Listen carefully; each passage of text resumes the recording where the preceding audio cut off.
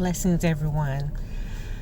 I have to make this video because of the encounter that I just had. And it is a moment where I think someone at some time will benefit from me sharing this experience. So I just went to get my nails done, my toes done, my pedicure.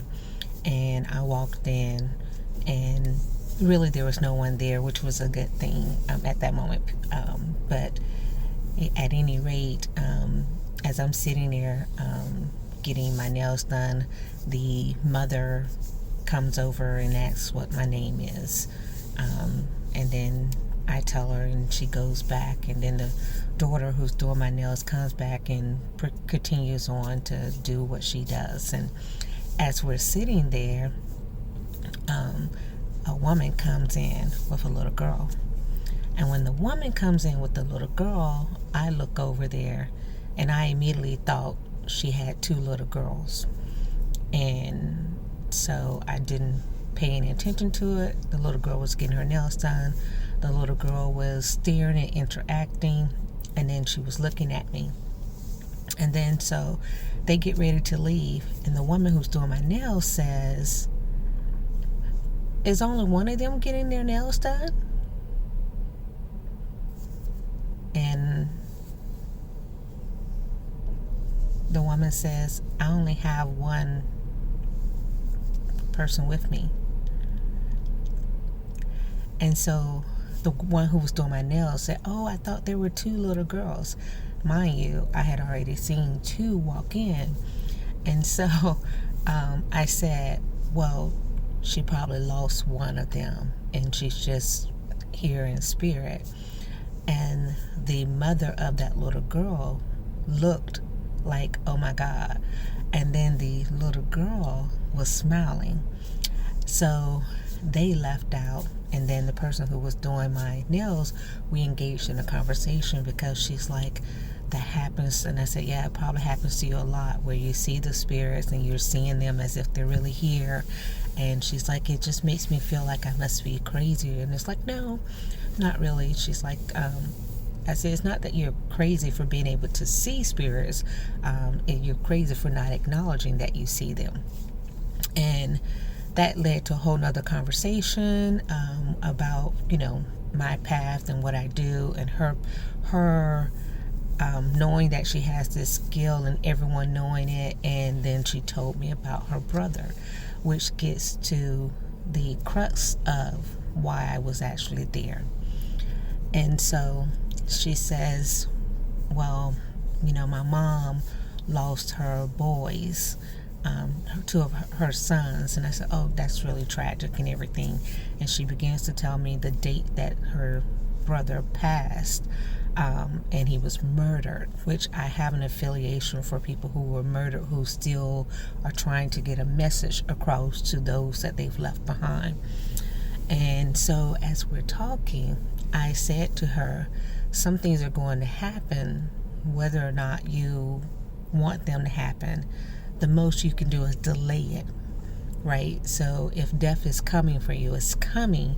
You can delay it, but it's still on its way. And she said, "Oh my God, that's the case with my brother. When he was a child, he used to dream that he was going to die. He dreamt his death, and he knew it. And he would draw it in school, and teachers would be like, 'No, you're alive.' And we would try to tell him to do things, and he said, 'For why? For what? I'm not staying.' And so her brother always knew, and her brother was young when he was murdered." And as she continues to tell me, the day he died and everything, we finish our transaction, and I do the checkout and everything, and the receipt prints out, and it prints the number 13, and it prints some other stuff, and I'm not going to reveal that information. But she says, "Oh my God, that's my birthday that it printed on one part." And then I told her, I said, "Oh, tell your mother she doesn't know me. I know she thinks she knows me, but she doesn't. I'm not even from this area. I've never been here before." And I said she probably knows me in a previous lifetime. But what I know is that because her son was with me, it was a familiar spirit, right? So the sister says, yeah, I felt like I knew you too. It was a familiar spirit. So when she looked at the one thing was 13. And when she showed it to her mom said that her son was the 13th person killed in that city that year.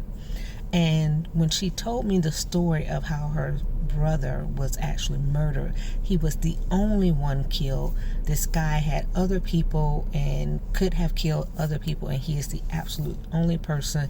And there's so many ways that it lined up, just timed it to where her brother was killed, right? I say all that to say, now, I had walked out of the store and I went and got my car because Spirit told me she's going to need to talk to me again. And I normally don't leave my cars with people because I normally just like I'm passing through, when I leave this city, I won't be back kind of thing. And so I took my car back in, and she's like, oh my God, this 13 here, and she tells me about it, and her mom was, had something to say about it. And I said, yeah, that's the confirmation that your brother just wanted to get a message. And so she hugged me because she felt better at that point. And I felt better because I feel that she knew her brother was still with her. And sometimes when people transition, because there's so much misinformation out there, we tend to think that spiritual energy cannot be with us and be moving on at the same time. But that part of that person is still with you. That is why you're seeing now there's kids who are being reincarnated and they are remembering parts of their other lives, right? So that veil hasn't been cut off with her brother, and although he's been dead for some years now, but not, oh shoot, oh my God. Okay, he's at his 4.5 years, so he is almost at the 5th year, which is the 5th year is a major shift that happens. So he got his message out before that happens. He's literally he's only months away from that transition. Well, that should have known. I wasn't even putting the timing together until this video. But anyway, in all of my conversations with this woman, I explained to her that, one, she needs to embrace the gift that she has and needs to be open to when she sees these things, because there's oftentimes a message that comes in. When we ignore it and push it down, that's really when we miss things. We miss the signs of synchronicities that are trying to point our lives in a certain direction.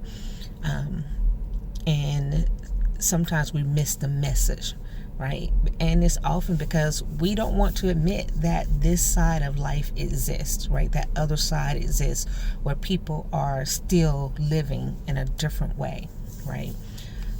So it was a very fulfilling moment for me.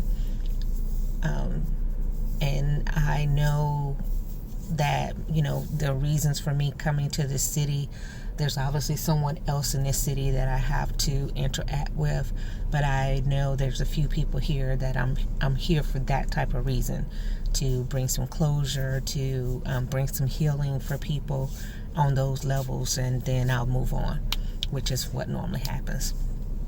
So my takeaway is, trust what you see and trust what you know to be real within your gifts. I mean, we went into the whole dreams and everything, and so she said thank you, because she really had some questions about what's been happening in her life, her entire life, right? So I want to say to you, you're not crazy. This is real. The world is waking up to this being real, right? The world is waking up to astral travel and things of that nature, and spirits existing and different levels of transitioning. The world is coming into that knowledge. So for those of you who've had this your entire lives, you aren't crazy, right? You just have to embrace that reality. Okay? I hope this little story time helps someone to embrace who they are fully. And I'll talk to you on the next one. Bye.